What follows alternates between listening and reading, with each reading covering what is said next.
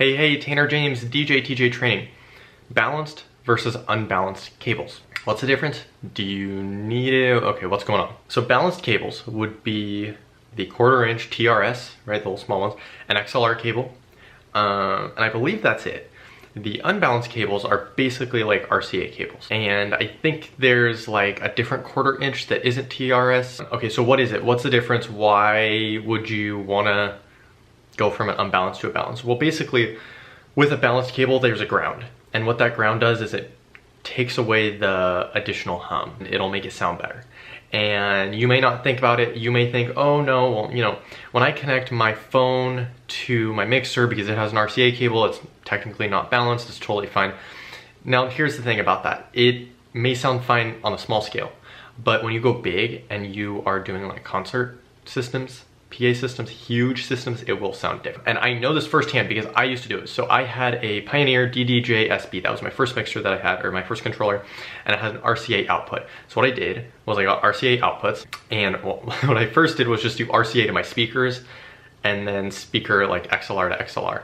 But that didn't work out for too long, because I had to get a super long RCA cable, and because the RCA cable is unbalanced, it took in all like ground noise that was around it.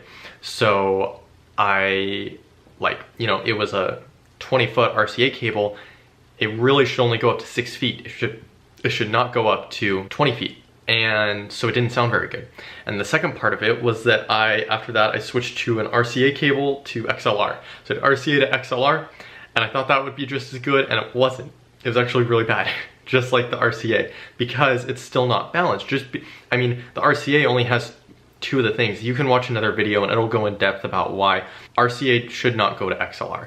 Now, there is a way around this, and I think it's called the Art Box something, and it is basically an XLR or RCA to XLR converter, which is awesome because it basically does the grounding and sends it out. I think it was like 50 bucks, and so that's what I ended up using. So I did RCA into that converter and then did XLR out.